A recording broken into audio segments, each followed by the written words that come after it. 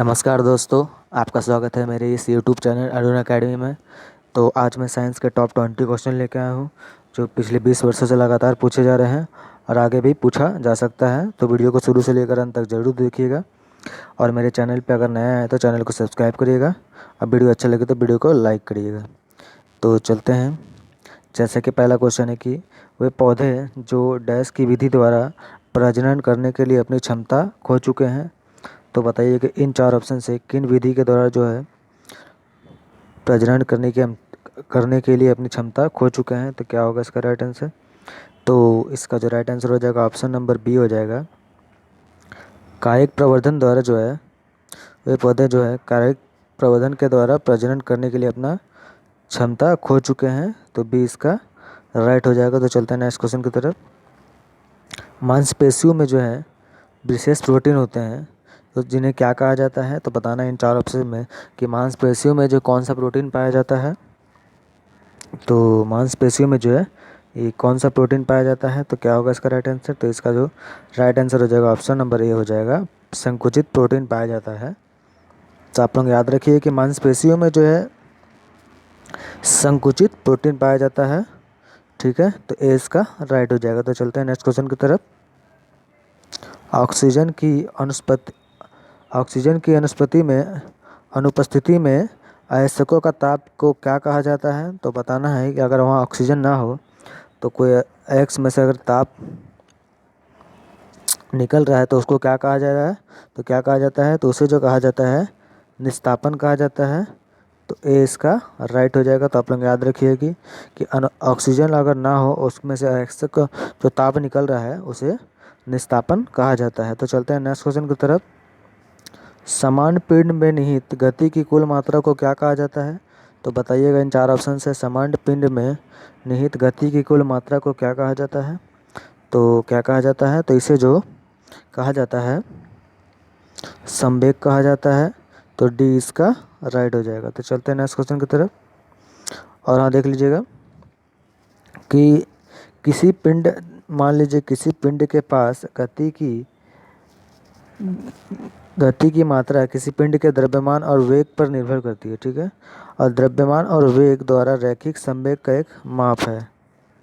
ये भी आप लोग याद रखिएगा कि किसी पिंड के पास अगर कोई गति की मात्रा जो होता है, किसी पिंड का जो गति की मात्रा होता है ना, पिंड के द्रव्यमान और उसके वेग पर ही निर्भर करता है। यहाँ से भी आपका क्वेश्चन बन सकते हैं। ठीक है, और द्रव्यमान का जो वेग का उत्पाद होता है वो रैखिक संवेग का एक माप है। तो यहाँ से भी क्वेश्चन बनेंगे क्योंकि मैं इस वीडियो में वही क्वेश्चन लाता हूँ, क्योंकि एक क्वेश्चन में से आपके 3 क्वेश्चन बनेंगे। तो चलते हैं नेक्स्ट क्वेश्चन की तरफ। रीढ़ की हड्डी की उत्पत्ति जो है कैसे होती है। तो बताना इन चार ऑप्शन से कि रीढ़ की हड्डी की उत्पत्ति जो है कैसे होती है। तो कैसे होती है? ये जो होती है मज्जा से होती है। तो सी इसका राइट हो जाएगा। तो आप लोग याद रखिए कि रीढ़ की हड्डी की जो उत्पत्ति होती है ना वो मज्जा से होती है। तो सी इसका राइट हो जाएगा। चलिए बताते हैं। जो रीढ़ की हड्डी होती है ना वो एक लंबी नाजुक नली जैसी संरचना होती है। इससे जो मस्तिष्क के तने के अंत में शुरू होती है और रीढ़ की हड्डी में लगभग नीचे तक ही जारी रहती है। रीढ़ की हड्डी से नसों से बनी होती है, इसे सोचने की जानकारी के आपूर्ति करती है। जैसे हम लोग कोई चीज़ सोचने की जो हमें क्षमता होती है वो रीढ़ की हड्डी नसों से बनी होती है। ठीक है, तो ये भी आप लोग याद रखिएगा। तो चलते हैं नेक्स्ट क्वेश्चन की तरफ। प्रयोगशाला में सबसे अधिक उपयोग किए जाने वाला सूचक क्या कहलाता है। तो बताइएगा इन चार ऑप्शन से प्रयोगशाला में सबसे अधिक उपयोग किए जाने वाला सूचक क्या कहलाता है। तो ये जो कहलाता है ये फिनॉल फ्लैथेनिल कहलाता है। तो डी इसका राइट हो जाएगा। कि आप लोग याद रखिए प्रयोगशाला में अधिक उपयोग किए जाने वाला सूचक जो फिनॉल फ्लैथेनिल कहलाता है। ठीक है, डी इसका राइट हो जाएगा। यदि अनुप्रयुक्त बल की दिशा और वस्तु की दिशा वस्तु की दिशा एक दूसरे के लंबवत हो तो क्या होगा। देखिए आपको बताते हैं, ये बहुत ही इजी क्वेश्चन है। यदि मान लेते हैं कोई वस्तु रखा है, ठीक है, कोई ये वस्तु है, ये वस्तु के ऊपर जो है अगर एक वस्तु इधर है, अगर हम बल इधर से लगाएंगे तो वो एक दूसरे के लंबवत हो जाती है। तो उससे क्या होता है कि इस पे कोई कार्य होता ही नहीं है। अगर हम कोई वस्तु पर बल लगाते हैं एक ही दिशा से, तब उस पर बल लगेगा, ठीक है। तो इसीलिए आपको याद रखना है कि अगर कोई वस्तु पर बल की दिशा और वस्तु की दिशा एक दूसरे के लंबवत हो तो उस पर कोई कार्य होता ही नहीं है, क्योंकि उस पर बल लगेगा ही नहीं, ठीक है। तो क्या हो जाएगा इसका राइट आंसर। तो इसका जो राइट आंसर हो जाएगा ऑप्शन नंबर सी हो जाएगा कि कोई कार्य नहीं किया गया था, ठीक है। क्योंकि बल तो लगेगा ही नहीं, क्योंकि एक ही दिशा में रहे, एक दूसरे के लंबवत रहेगा तो बल कैसे लगेगा, एक ही दिशा में रहेगा तब तो हम बल लगाएंगे। तो ठीक है, तो आप लोग याद रखिएगा इसका जो राइट आंसर हो जाएगा वो ऑप्शन नंबर सी हो जाएगा। तो चलते हैं नेक्स्ट क्वेश्चन की तरफ। देखिए आपको बताते हैं, कार्य केवल तब किया जाता है जब एक ही वस्तु पर निश्चित बल लगाया जाता है और वस्तु पर लगाए गए बल की दिशा निश्चित दूरी तय करती है, इसीलिए दिशा लंबवत होती है और कार्य शून्य होता है, ठीक है। मैंने तो आपको एग्जाम्पल दे ही दिया है। तो चलते हैं नेक्स्ट क्वेश्चन की तरफ। परावर्तन के नियंत्रित किरणों से बनने वाली छवि हमें किरणों का पीछे की तरफ विस्तार कैसे मिलती है। तो बताना है कि परावर्तन की नियंत्रित किरणों से बनने वाली छवि जो है हमें किरणों के पीछे की तरफ से विस्तार कैसे मिलती है। तो ये जो मिलती है आभासी मिलती है। तो जैसे परावर्तन किरणें हैं उससे जो छवि निकल रही है उसके पीछे जो विस्तार करके मिलती है वो आभासी के द्वारा ही मिलती है। तो बी इसका राइट हो जाएगा। तो चलते हैं नेक्स्ट क्वेश्चन की तरफ। जब हम एक प्रकाश बल्ब स्विच ऑन करते हैं तो क्या होता है। देखिए जब हम एक प्रकाश बल्ब को स्विच ऑन करते हैं तो उसमें देखिएगा कि एक हल्का सा लाल रंग का अंदर में जो फिलामेंट होता है वो हल्का जलता है। वो जब धीरे धीरे जलता है और जब लाल हो जाता है तब फिर जाके बल्ब जलता है। तो क्या हो जाएगा इसका राइट आंसर। तो इसका जो राइट आंसर हो जाएगा ऑप्शन नंबर बी हो जाएगा। इसके अंदर जो फिलामेंट या तार जब गर्म होता है ना तब वो चमक उठता है। तो बी इसका राइट हो जाएगा। तो चलते हैं नेक्स्ट क्वेश्चन की तरफ। निम्नलिखित में से किस ऊतक में धारीदार छोटी शाखित कोशिकाएं होती है जो आपस में जुड़ी हुई होती है और डिस्क द्वारा एक साथ जुड़ती है। तो क्या हो जाएगा इसका राइट आंसर। तो इसका जो राइट आंसर हो जाएगा ऑप्शन नंबर ए हो जाएगा। ये जो होता है ना कार्डियपेशी ऊतक होते हैं, जो ऊतक में धारीदार और छोटी शाखित कोशिकाएं होती है जो आपस में जुड़ी हुई डिस्क के साथ जुड़ती है। तो चलते हैं नेक्स्ट क्वेश्चन की तरफ। सूर्य और सितारे चमकते हैं क्योंकि उनमें क्या होता है। तो सूर्य और सितारे चमकते हैं क्योंकि उनमें क्या होता है। तो उनमें जो होता है एक प्लाज्मा होता है जिनके कारण जो है सूर्य और सितारे चमकते हैं, ठीक है। और देखिए अगर बात की जाए हाइड्रोजन की, तो हाइड्रोजन जो है आवर्त सारणी में 18वें तत्व है जिसे नोबल गैस कहा जाता है। और इसकी जो परमाणु संख्या होती है वो होती है 2। और अगर बात की जाए हाइड्रोजन की, तो हाइड्रोजन की परमाणु संख्या कितनी होती है, ये होती है 1।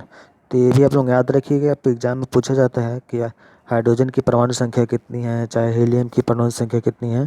तो ये भी आपके एग्जाम में पूछा जाता है। तो चलते हैं नेक्स्ट क्वेश्चन की तरफ। एक वेग और समय के ग्राफ के तहत क्षेत्र को क्या दर्शाता है। तो एक वेग और समय के ग्राफ के तहत क्षेत्र को क्या दर्शाता है। तो ये जो दर्शाता है विस्थापन दर्शाता है। तो ए इसका राइट हो जाएगा। तो चलते हैं नेक्स्ट क्वेश्चन की तरफ। डॉक्टरों द्वारा हम एक मरीज के अंगों को जैसे यकृत, लीवर, पित्ताशय, गर्भाशय आदि की छवियों को दिखाने के लिए इस्तेमाल किए जाने वाली तकनीक को क्या कहा जाता है। तो आप लोगों ने देखा ही होगा कि अस्पतालों में जो है हम कोई चीज़ के रोगियों को जो दिखाते हैं तो हम कैसे पता लगाते हैं, वो अल्ट्रासाउंड करके पता लगाते हैं। तो इसीलिए इसका जो राइट आंसर हो जाएगा वो हो जाएगा ऑप्शन नंबर सी हो जाएगा अल्ट्रासोनोग्राफी, क्योंकि इसे अल्ट्रासाउंड भी कहा जाता है। कंफ्यूज मत होइएगा आप लोग थोड़ा सा भी, ठीक है। तो चलते हैं नेक्स्ट क्वेश्चन की तरफ। निम्नलिखित में से कौन सा क्या जो है न्यूलैंड के सत्तक अदरक का उदाहरण है। तो बताना है कि न्यूलैंड का जो है सत्तक का उदाहरण क्या है। तो क्या होगा, तो इसका जो राइट आंसर हो जाएगा ऑप्शन नंबर सी हो जाएगा। लिथियम और सोडियम जो है न्यूलैंड का सत्तक नियम का एक उदाहरण है। तो चलते हैं,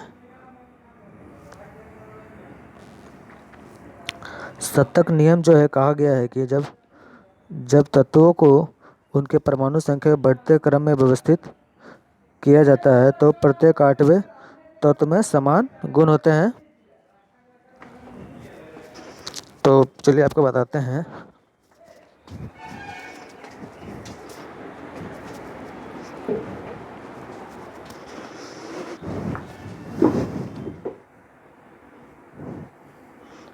गति के प्रभाव में आने वाले किसी वस्तु की जो ऊर्जा विद्वान होती है वो कौन सी होती है। तो बताना इन चार ऑप्शन से। गति के प्रभाव में आने वाले किसी वस्तु पर ऊर्जा विद्वान होती है वो कौन सी होती है। तो वो जो होती है गतिज ऊर्जा होती है। ये तो सिंपल सी बात है कि अगर कोई वस्तु पर गति लगेगा तो गतिज ऊर्जा ही विद्वान होगी इस पर। ठीक है, तो चलते हैं नेक्स्ट क्वेश्चन की तरफ। और अगर बात की जाए गति ऊर्जा का जो सूत्र होता है आप लोग जानते होंगे, half into mass into velocity वेग स्क्वायर। ठीक है, अभी आप लोग याद रखिएगा, half into mass into velocity square. ठीक है, तो भी आप लोग याद रखिएगा। जब क्षार को अम्ल में मिलाया जाता है तब लवण बनते हैं, जल लवण बनते हैं। इसके अभिक्रिया को क्या कहा जाता है। तो क्या कहा जाता है, तो इसे जो उदासीकरण कहा जाता है। तो ए इसका राइट हो जाएगा। तो चलते हैं नेक्स्ट क्वेश्चन की तरफ। अंतरिक्ष में खगोलीय यात्री को आसमान कैसा दिखाई देता है। तो अंतरिक्ष में जो है खगोलीय यात्री को कैसा दिखाई देता है तो बताइएगा। तो ये जो दिखाई देता है काला दिखाई देता है। क्यों दिखाई देता है, क्योंकि वहाँ वायुमंडल होता ही नहीं है। इस कारण सूर्य का प्रकाश वहाँ फैल ही नहीं पाता है, इसीलिए वो काला दिखाई देता है। ठीक है, तो आप लोग याद रखिएगा। चलते हैं नेक्स्ट क्वेश्चन की तरफ। BTU किसका माप है, बताना इन चार ऑप्शन से। BTU जो है किसका माप है। तो BTU जो है ना ये ऊष्मा का एक माप है। तो और अगर बात की जाए BTU की जो फुल फॉर्म होती है, देखिए BTU का जो फुल फॉर्म होता है ब्रिटिश थर्मल यूनिट, जो ईंधन या ऊर्जा स्रोतों का एक ऊष्मा का माप है। तो ये भी आप लोग याद रखिएगा कि आपको एग्जाम में पूछा जा सकता है।